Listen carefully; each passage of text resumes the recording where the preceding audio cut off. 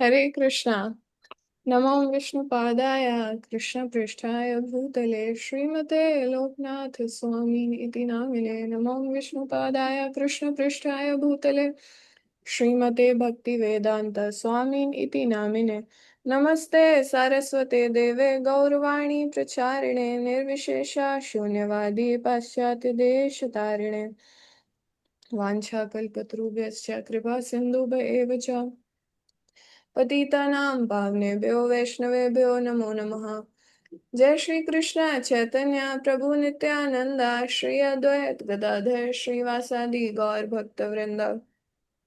हरे कृष्णा कृष्ण कृष्ण हरे हरे, हरे राम राम राम हरे हरे। मूकं करोति वाचालं पङ्गुं लङ्घयते गिरिं यत्कृपातमहं वन्दे श्रीगुरून् दीनतारिणं परमानन्दमाधवं श्रीचैतन्य ईश्वरम्। तो आज हम Srila Prabhupada chapter 8 part 6 discuss कर रहे हैं। तो हमने लास्ट टाइम डिस्कस किया था कि कैसे हरिकेश प्रभु आते हैं फॉरेन से प्रभुपाद से, प्रभुपाद को रिपोर्ट देना, क्योंकि प्रभुपाद ने तमाल कृष्ण महाराज को कहा था कि जीबीसी को बुलाओ वृंदावन। क्योंकि प्रभुपाद लास्ट टाइम में कुछ स्पेशल इंस्ट्रक्शंस देना चाहते थे, जीबीसी से मिलना चाहते थे। तो जब हरिकेश प्रभु आते हैं तो प्रभुपाद उनसे बहुत प्रसन्न होते हैं। वो बहुत अच्छी रिपोर्ट्स प्रीचिंग की लेके आते हैं, बुक डिस्ट्रीब्यूशन की लेके आते हैं। फिर प्रभुपाद को वो कहते हैं यहाँ पे मतलब सतस्वरूप महाराज लिखते हैं कि हरिकेश प्रभु की न्यू बुक्स की रिपोर्ट से, न्यू बुक्स जो प्रिंट अलग अलग लैंग्वेजेस में करके लाए हैं, तो उससे प्रभुपाद बहुत प्रसन्न थे। और ये जो प्रभुपाद और उनके शिष्यों के बीच में जो आदान प्रदान था, ये बहुत ट्रांसेंडेंटल है, ये दिव्य है, और ये तब तक रहेगा। मतलब सिर्फ प्रभुपाद के फिजिकल प्रेजेंस पे ये डिपेंड नहीं करता, ये तब तक रहेगा जब तक शिष्य सिंसियर रहेंगे। तो ये रेसिप्रोकेशन, आदान प्रदान गुरु के साथ हमेशा रहेगा।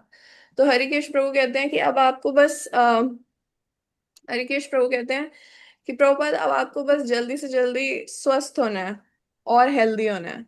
तो प्रभुपाद कहते हैं healthy, I have nothing to do with this body. Prabhupada कहते हैं शरीर से मेरा कोई लेना देना नहीं है।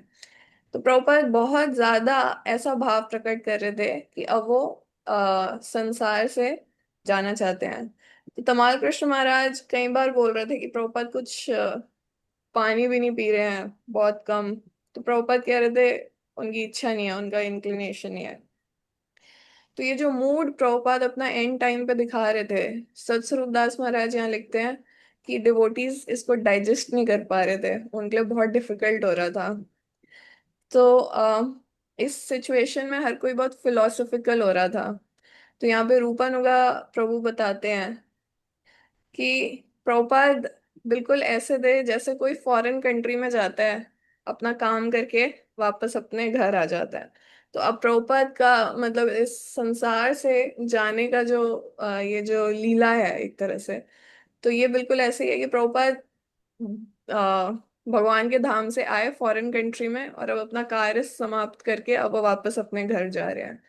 और जयाद्वैत महाराज यहाँ पे बताते हैं इस प्रभुपाद के इस मतलब भाव को देख के कि अब वो जैसे जा रहे हैं, उसको देख के जयाद्वैत महाराज कहते हैं कि प्रभुपाद अब सब कुछ अपने शिष्यों को सिखा चुके हैं, और अब प्रभुपाद क्या सिखा रहे हैं। Now he was teaching them how to die, कैसे शरीर त्याग करना है। तो डिवोटीज जो थे आपस में डिस्कस कर रहे थे कि प्रभुपाद बार बार एक ही पॉइंट पे स्ट्रेस कर रहे हैं that you have to cooperate with one another, ताकि इस्कॉन फ्यूचर में आगे अच्छे से चले। बट इस तरह की सारी बातों से जो डिसाइपल्स थे वो बहुत डिप्रेस हो रहे थे, वो दुखी हो रहे थे कि प्रभुपाद जाने वाले हैं। उनको अच्छा नहीं लग रहा था, हालांकि उनको समझ में आ रहा था, ये रियलाइजेशन आ रहा था कि अब प्रभुपाद बहुत जल्दी जाने वाले हैं, क्लियरली इंडिकेट कर रहे थे प्रभुपाद भी। लेकिन फिर भी डिवोटीज को अच्छा नहीं लग रहा था, बहुत डिप्रेसिंग लग रहा था, अनअवॉइडेबल है, अनप्लेजेंट है। फिर श्रीला प्रभुपाद कहते हैं कि जिनसे उन्होंने संन्यास लिया, आ, जिनसे संन्यास लिया उनके एक और सन्यासी डिसाइपल हैं, नारायण महाराज। तो प्रभुपाद कहते हैं आप उनसे पूछो कि समाधि कैसे बनाते हैं गुरु के जाने के बाद। उनकी वो पूरी सेरेमनी कैसे करते हैं, एक कोई वैष्णव जब आचार्य चले जाते हैं तो फिर प्रभुपाद ने अपने आप खुद बताया कि प्रभुपाद की समाधि कहाँ बननी चाहिए प्रभुपाद के देह त्याग करने के बाद। और प्रभुपाद ने ये इच्छा भी प्रकट की कि वृंदावन के जो मेन टेम्पल्स हैं उसमें फीस्ट होना चाहिए, और इस्कॉन वो पूरी तरह से उसका एक्सपेंसेस सारा जो खर्चा है वो इस्कॉन की तरफ से होगा। तो एक तरह से यहाँ पे सतस्वरूप महाराज लिखते हैं कि सब कुछ वैसे अक्टूबर में ठीक चल रहा था। सब नॉर्मल अपने रूटीन में चल रहा था, डीटी वर्शिप हो रही थी इस्कॉन वृंदावन में, गुरुकुल बॉयज जैसे अपना कीर्तन करते थे, सब नॉर्मल चल रहा था। लेकिन एक चीज अब यूनिक थी कि मंदिर के सामने अब एक गड्ढा करना शुरू कर दिया था ताकि समाधि बनेगी वहां पे प्रभुपाद की। तो यहाँ पे महाराज लिखते हैं कि हालांकि प्रभुपाद ने प्रॉमिस किया अपने डिसाइपल्स को कि प्रभुपाद रुकेंगे। प्रभुपाद ने कहा कि हाँ ये मेरे हाथ में है और रुकना, और प्रभुपाद ने प्रॉमिस किया कि वो रुकेंगे। लेकिन लेकिन Prabhupada said his life was still in Krishna's hand. So and everything was, तो प्रभुपाद यहाँ पे कह रहे हैं कि सब कुछ कृष्ण के हाथ में है। हालांकि उनके पास चॉइस है रुकने की, लेकिन एक भक्त का भाव ऐसा नहीं होता।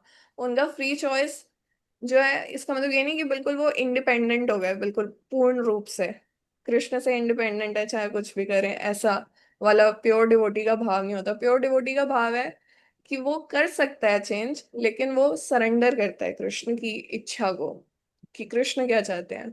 तो जो भी वो कृष्ण के इच्छा से हो। तो यहाँ पे वो लिखते हैं जैसे चैतन्य महाप्रभु का क्या भाव है, गोपीज का जैसे भाव है, जो कि कृष्ण की बंडल लेकर जो कि जो कि कृष्ण की सर्वोपरि भक्त हैं, उनके जैसा भाव है चैतन्य महाप्रभु का, कि चाहे वो मेरा आलिंगन करे या चाहे वो मुझे दर्शन ना दे के मर्म हाथ करे, चाहे वो कुछ भी क्यों ना करे, वो हर परिस्थिति में मेरे स्वामी रहेंगे। तो यही भाव एक प्योर डिवोटी का भी होता है। तो यहाँ पे महाराज लिखते हैं कि एक भगवान और जो उनके शुद्ध भक्त हैं उनके बीच में जो आदान प्रदान होता है वो बहुत पर्सनल होता है। फिर भी फिर भी जो भक्त होते हैं, शुद्ध भक्त होते हैं, वो अपनी इच्छा, अपनी अलग से अगर उनकी कोई इच्छा है तो वो भगवान को प्रकट करते हैं। जैसे भगवान कृष्ण की जो बाल लीलाएं हैं उसमें यशोदा मैया कहीं जैसे कृष्ण कभी कभी माखन चुराते हैं, फिर यशोदा मैया का वो तोड़ देते हैं, माखन चुरा के पॉट्स तोड़ देते हैं। एंड कभी कभी वो भगवान यशोदा मैया को अलाउ करते हैं कि वो उनको बांध भी दे। तो दोनों केस में क्या हो रहा है कि जो भगवान की इच्छा है और जो भक्त की इच्छा है वो अलग अलग दिख रही है, लेकिन वो है एक ही, वो एक ही है, ये हमेशा एक ही इंटरेस्ट में रहती है। कभी कभी कॉन्फ्लिक्ट, लविंग कॉन्फ्लिक्ट में यहाँ पे महाराज लिखते हैं कि वो दिखाई देती हैं। इसी तरह से प्रभुपाद ने अपने शिष्यों को हालांकि प्रॉमिस किया कि वो रुकेंगे, लेकिन फिर भी वो भगवान कृष्ण की इच्छा के अनुसार ही कार्य करना चाहते हैं। तो प्रभुपाद ने अपने सारे शिष्यों को कहा कि आप भगवान से क्या प्रार्थना करो कि my dear Lord Krishna, if you desire please cure Srila Prabhupada. तो यहाँ पे प्रभुपाद ने क्या कहा, इफ यू डिजायर, इस पे बहुत ध्यान देने वाली बात है। सतस्वरूप महाराज लिखते हैं कि ये बहुत इंपॉर्टेंट है कि प्रभुपाद ने कहा कि कैसे आपको कृष्ण के आगे अपनी पिटिशन, मतलब अपना अगर आपको कुछ रखना है कि ऐसे नहीं ऐसे मैं चाहता हूँ, तो किस तरह से रखना है कि इफ यू डिजायर कृष्ण। तो इस तरह से प्रभुपाद सिखा रहे हैं अपने डिसाइपल्स को कि कैसे आप कर सकते हो। और इसी तरह से 1967 में भी जब प्रभुपाद का स्वास्थ्य बहुत खराब हो गया था, तो प्रभुपाद ने अपने डिसाइपल्स को कहा कि आप प्रे करो कि my spiritual master has not finished his work. तो अभी उनको थोड़ा मतलब रुकना है और रुकना जरूरी है। तो तब भगवान कृष्ण ने उनकी, प्रभुपाद कहते हैं तब भगवान कृष्ण ने 1967 में उनकी प्रार्थना को सुना था, एक्सेप्ट किया था, और प्रभुपाद ने भी किया था। तो इस तरह से प्रभुपाद ने तब सिखाया था कैसे प्रार्थना करनी है। तो यहाँ पे लिखते हैं कि जो एक जो शरणागत होता है, एक जो जीवात्मा शरणागत होती है, तो वो हमेशा कृष्ण की डिजायर के अनुसार ही कार्य करती है। हालांकि वो प्योर डिवोटी अपनी भी इच्छा रखते हैं। सो कीर्तनन महाराज यहाँ पे प्रभुपाद को कहते हैं, प्रभुपाद अब न्यू वृंदावन आइए, मतलब अमेरिका में आपके लिए वहां एक बहुत बड़ा पैलेस बना रहे हैं हम। तो प्रभुपाद आंसर करते हैं कि let us see which palace I am going to, कि मैं किस पैलेस में जा रहा हूँ ये अभी हमें देखना होगा। तो एक लविंग टेंशन थी जैसे होती है भगवान और उनके भक्त के बीच में, वैसे ही एक प्रेम का एक तरह से जो चिंताजनक चल रही थी सिचुएशन, उसमें प्रेम से पूर्ण है, वो भरी हुई है, वो प्रभुपाद और उनके शिष्यों के बीच में चल रही थी। तो डिसाइपल्स बोलते रहते थे प्रभुपाद को कि प्रभुपाद और रुक जाइए। तो प्रभुपाद लेकिन ये देखते थे कि उनकी ड्यूटी है अपने डिसाइपल्स को ये सिखाना, ये इंस्ट्रक्शंस देना हाउ टू डाई। उनका मिशन जो है, प्रभुपाद का जो आंदोलन है, आधा तो वो उसमें हो गया कि कैसे अपना जीवन बिताना है, लेकिन आधा अभी मेन चीज ये है कि जीवन का जो अल्टीमेट टेस्ट है, जो एक टेस्ट होने ही वाला है जो सबको देना है, वो कैसे करना है, पास। तो प्रभुपाद के शिष्य कह रहे थे वो वाला लेसन अभी बाद में सिखाएंगे। उसको थोड़ा पोस्टपोन कर दो प्रभुपाद, वो बाद में सीख लेंगे, अभी आपकी बहुत आवश्यकता है प्रचार के इसमें, प्रचार आगे बढ़ाने में। तो प्रभुपाद सहमति दिखाते थे, प्रभुपाद सहमत होते थे, क्योंकि प्रभुपाद के पास वो एबिलिटी थी कि प्रभुपाद चाहे तो और रुक सकते हैं। लेकिन आज या कल प्रभुपाद को वापस उस लेसन को सिखाने के लिए वापस इस सिचुएशन में आना ही होगा कि कैसे जीवन के अंत समय को हमें फेस करना है। तो एक स्पेशल फीचर यहाँ सतस्वरूप दास महाराज लिखते हैं कि एक स्पेशल फीचर प्रभुपाद के कार्यों का ये था कि प्रभुपाद हर चीज ऐसे करते थे कि जैसे लग रहा है कोई एक मनुष्य, साधारण मनुष्य कर रहा है, लेकिन वो साधारण नहीं है, मतलब वो दिव्य है, वो उससे ऊपर है। तो मतलब लेकिन ऐसा भी नहीं है कि जैसे यहाँ पे थोड़ा समझाया है कि जैसे हम कभी कभी बोल देते हैं कि प्रभुपाद थे उन्होंने कर दिया, हम थोड़ी कर सकते हैं, ऐसा वाला हम नहीं कह सकते। प्रभुपाद बहुत इस तरह से करते थे कि हमारे लिए ही कर रहे हैं वो, कि आप भी ऐसे कर सकते हो। लेकिन प्रभुपाद उससे ऊपर भी थे, दिव्य भी थे। एक जैसे शुद्ध भक्त जो होता है वो कर्मानुसार नहीं यहाँ पे चल रहा, ऐसा नहीं है कि कर्मों अनुसार उसको पुण्य के फल मिल रहे हैं, पाप के फल मिल रहे हैं। शुद्ध भक्त के साथ ऐसा नहीं हो रहा, उसको कर्म फोर्स नहीं कर रहे। जैसे श्रील रूप गोस्वामी लिखते हैं कि अगर किसी ने अपना मन, वाणी, शरीर पूरी तरह से भगवान कृष्ण की सेवा में दे दिया है, तो वो इस संसार में रहते हुए भी मुक्त है। लेकिन जो लोग होते हैं, साधारण लोग, उनको जब वो भौतिक संसार से एक प्योर डिवोटी डील करता है तो उनको वो समझ में नहीं आता, उनको लगता है कैसा साधु है, कैसा भक्त है। बिल्कुल वैसे ही जैसे यहाँ पे उपमा दी है कि जैसे जब चंद्रमा को बादल कवर करते हैं और फिर आगे चले जाते हैं, तो लोगों को क्या लगता है कि चंद्रमा मूव कर रहा है, मन चंद्रमा चल रहा है। तो शास्त्र हमें यहाँ पे वॉर्न करते हैं कि एक शुद्ध भक्त को हमें कभी भी साधारण मनुष्य जैसा नहीं देखना चाहिए कि ये इसको इसको इस पर्सन को अपने कर्मों का फल मिल रहा है।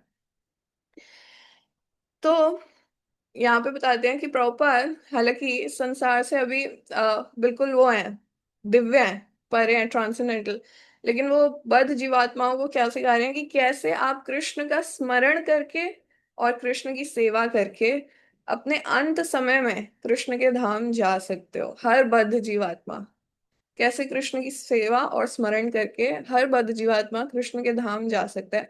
और यहाँ पे बहुत एम्फसाइज करके सतस्वरूप दास महाराज लिखते हैं कि प्रभुपाद की जो शिक्षाएं थी बहुत प्रैक्टिकल हैं और बहुत यूनिवर्सल हैं।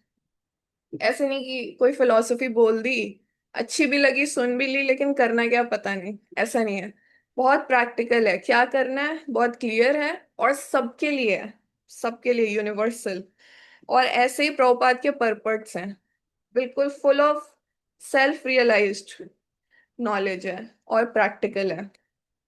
और यहाँ पे बता रहे हैं कि प्रभुपाद ने ऐसा क्यों है, क्योंकि प्रभुपाद जो प्रचार कर रहे हैं, प्रभुपाद वैसा ही जीवन जी रहे हैं, क्योंकि दोनों में कोई हमें भिन्नता नहीं दिखेगी। प्रभुपाद ने अपना जीवन भी वैसे ही जिया, एग्जाम्पलरी। यहाँ पे जैसे स्मरण कर रहे हैं कि जब प्रभुपाद गृहस्थ आश्रम में थे, तब भी प्रभुपाद ने कितना संघर्ष किया सिर्फ Back to Godhead magazine print करके प्रचार करने में। प्रभुपाद का पूरा फोकस प्रचार में भी रहता था। हालांकि प्रभुपाद के 5 बच्चे थे, पत्नी भी थी, और कोई कोऑपरेट भी नहीं कर रहा था उसके बाद भी। और फिर एक सिचुएशन ऐसी आई जब प्रभुपाद के पास बिल्कुल पैसे नहीं थे, बिल्कुल भी। कपड़े मतलब एक ही था, खाने के लिए भी पूरा नहीं, प्रसाद भी नहीं लेते थे प्रभुपाद। उस टाइम पे भी प्रभुपाद का फोकस था कि गुरु की आज्ञा है, स्पिरिचुअल मूवमेंट स्टार्ट करना है, वो उस पे ही थे। और फिर भगवान कृष्ण की कृपा से और गुरु की कृपा से वो सफल भी हुए। तो ये सब जो प्रभुपाद के प्रयास थे, ये ह्यूमन लाइक ही हैं। मतलब हम ऐसे नहीं कह सकते कि ये कोई देवी देवता कुछ कमाल कुछ मैजिक हो गया, ऐसा नहीं। बिल्कुल एक एक दिन प्रभुपाद ने संघर्ष किया है, पूरा उसमें एक्सप्लेन किया हुआ है। और प्रभुपाद ने कितना ब्रेवली तपस्या करके सारे मुश्किलों का सामना किया। एग्जेम्पलरी स्पिरिचुअल लाइफ प्रभुपाद यहाँ पे हमें दिखाते हैं। और हम सबको इसलिए दिखा रहे हैं ताकि हम उसको फॉलो कर सके। सत स्वरूप दास महाराज यहाँ कहते हैं, अकेले प्रभुपाद इस उम्र में फॉरेन कंट्री में जाते हैं और एक पार्क में बैठ के हरे कृष्णा कीर्तन करते हैं। और फिर कुछ यंग, कुछ जवान लड़के लड़कियां आके उस कीर्तन को सिर्फ सुनते हैं अमेरिका में। और ऐसे करके एक स्पिरिचुअल मूवमेंट स्टार्ट हो जाता है। तो इस उदाहरण को सबको देखना चाहिए और इस तरह से कृष्ण का सेवा करने का प्रयास करना चाहिए, चाहे जितनी भी चुनौतियां क्यों ना हो। तो प्रभुपाद ने यहाँ पे लिखते हैं, सारी चुनौतियों को पार किया, yet by his free will and the help of Krishna he surmounted them। तो प्रभुपाद हर परिस्थिति में चुनौतियां भी रही। मतलब ऐसा नहीं था कि एक परिस्थिति में थी और प्रभुपाद ऐसे थे कि अच्छा ये टल जाएगी तो उसके बाद आगे करेंगे, ऐसा नहीं था। हर सिचुएशन में चैलेंजेस थे। तो ये एक वंडरफुल एग्जाम्पल है। और यहाँ पे सतस्वरूप दास महाराज लिखते हैं कि चैतन्य महाप्रभु ने कृष्ण भक्ति बहुत आसान कर दी 500 साल पहले, इन कंपैरिजन टू जो भगवान कृष्ण ने 5000 साल पहले दिया। है ना, 5000 साल पहले भगवान कृष्ण ने भी भक्ति योग बताया, सब बताया। लेकिन जब चैतन्य महाप्रभु ने 500 साल पहले आके बताया तो ज्यादा समझ में आया क्या करना है। लेकिन 20th सेंचुरी में प्रभुपाद ने आके कृष्णा कॉन्शियसनेस पूरे संसार के लिए बिल्कुल खोल दिया। तो यहाँ पे लिखते हैं कि प्रभुपाद के जो आदेश हैं और जो उदाहरण है, उससे प्रभुपाद हमको क्या सिखाना चाह रहे हैं, हाउ टू डाई अभी इस समय।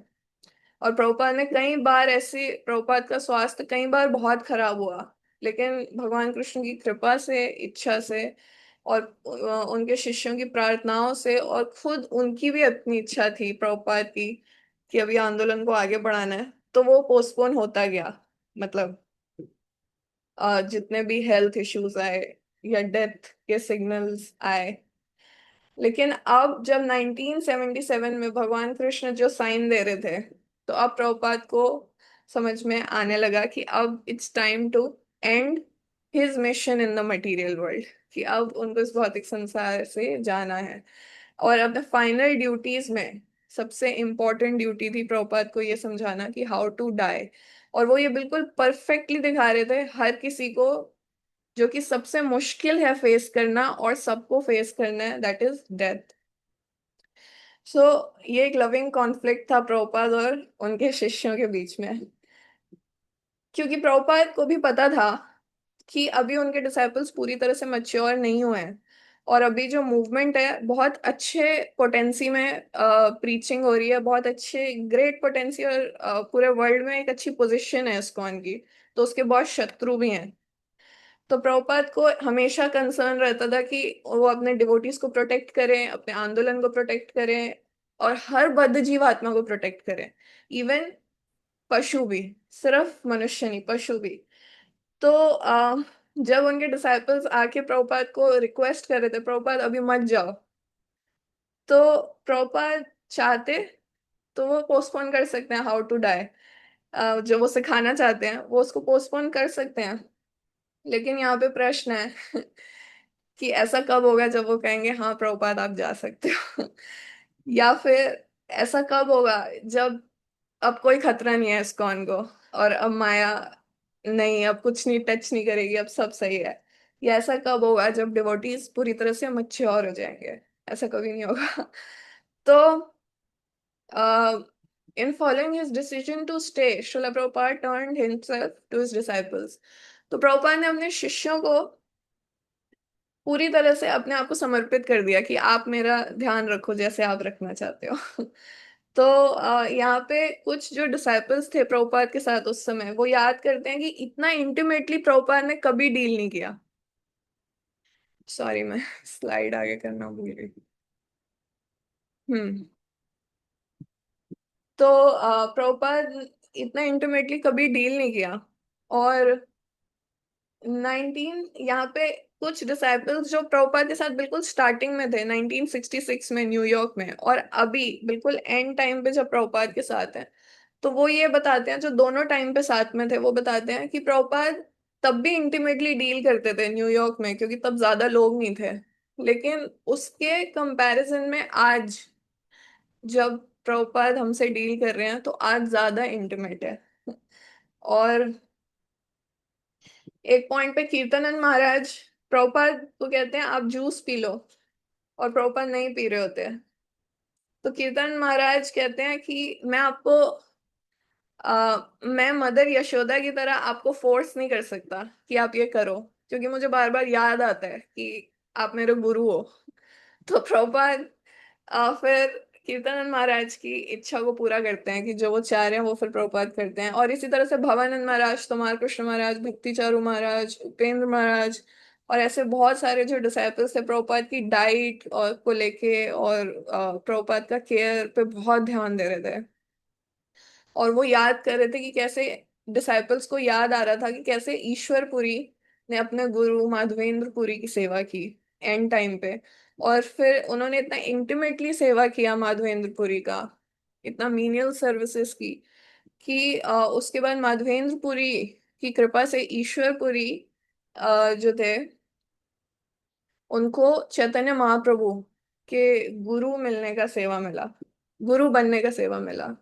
तो ये उनके गुरु की कृपा की वजह से उनको ये सेवा मिला। तो प्रभुपाद यहाँ पे हैं प्रभुपाद यहाँ पे सिखा रहे हैं अपने शिष्यों को, सिखा नहीं रहे सॉरी, यहाँ पे प्रभुपाद अपने शिष्यों को सेवा दे रहे हैं कि कैसे वो उनकी सेवा कर सकते हैं प्योरली, सिंपली, विद लव। और प्रभुपाद ने ऐसा नहीं है कि सिर्फ कुछ ही अपने इंटीमेट शिष्यों को ही यह सेवा प्रदान की, जो भी प्रभुपाद से मिलने आ रहा था उस टाइम पे वृंदावन में सबके लिए दरवाजा खुला हुआ था। और बहुत आते थे रूम में, और प्रभुपाद के पास में बैठते थे, थोड़ा सा प्रभुपाद की बॉडी को मसाज करते थे, फिर वहाँ कीर्तन करते थे, और दिन रात प्रभुपाद के साथ बैठने की अपॉर्चुनिटी थी। और प्रभुपाद उस टाइम पे भी ट्रांसलेशंस दे रहे थे, परपर्ट्स दे रहे थे, और अब प्रभुपाद बिल्कुल ओपनली दे रहे थे। हरे कृष्णा, मेरी आवाज आ रही है? आ रही है माता जी, आ रही है। Okay. तो प्रभुपाद अभी ओपनली कर रहे थे ये सेवा। जब प्रभुपाद पहले श्रीमद् भागवतम पे परपर्ट्स देते थे तो बिल्कुल अलग से अकेले में रात को दे रहे होते थे ताकि कोई डिस्टरबेंस ना हो। लेकिन अभी प्रभुपाद लेटे थे और फिर उनके डिसाइपल श्लोक पढ़ रहे थे, और फिर प्रभुपाद परपर्ट दे रहे थे। और प्रभुपाद की इस स्थिति में भी उनके डिसाइपल्स इतने आश्चर्यचकित थे, अचंभित थे कि कैसे प्रभुपाद इस परिस्थिति में भी, प्रभुपाद का जो कैपेसिटी है वो अलग अलग शास्त्र से कोट करके परपट को दे रहे हैं। फिलोसफिकल पूरा प्रभुपाद बिल्कुल वैसे ही है जैसे पहले थे। और प्रभुपाद इस तरह से समझा रहे हैं और डिक्लेयर कर रहे हैं, never leave me. And Prabhupada ये भी डिक्लेयर कर रहे हैं, I can not live without your company. Prabhupada ये शो कर रहे हैं कि मैं आप पे निर्भर हूँ, और ये भी कह रहे हैं कि आप मुझे मत छोड़ो। तो प्रभुपाद को वो चाह रहे हैं कि आप और रुको, मतलब डिसाइपल्स चाहते हैं कि प्रभुपाद और स्टे करें। और प्रभुपाद अपने आप को पूरी तरह से अपने शिष्यों को समर्पित करें, जैसे वो उनकी सेवा करना चाहते हैं वो करें। तो ये सेवा जितने भी शिष्यों ने की प्रभुपाद के अंत लीला वाली जो समय पे जो भी सेवा कर रहे थे, उनको ये फील हो रहा था कि वो भौतिक इच्छाओं से, भौतिक इच्छाओं के जितने भी बैरियर्स हैं, अ, जितने भी प्रॉब्लम्स आ रहे हैं, कष्ट आ रहे हैं, उन सब से वो ऊपर है। और प्रभुपाद की सेवा करके उनका स्पिरिचुअल वो भी बढ़ रहा है। और ये जो एक चीज उनको एसोसिएशन प्रभुपाद के अंत समय में मिल रहा है, इसके बेस पे वो अपना पूरा जीवन बिता सकेंगे। उनको ऐसा फील हो रहा है कि ये इसी के बेस पे हम अपने आप को पूरा जीवन सस्टेन करेंगे, ये जो अभी हमें हर क्षण मिल रहा है प्रभुपाद से। तो प्रभुपाद उनको दे भी रहे हैं, क्योंकि प्रभुपाद अभी सबको, सबके लिए अपने आप को ओपनली अवेलेबल कर रहे हैं। तो आज हम यहीं तक डिस्कस करेंगे। शिला प्रभुपाद की जय।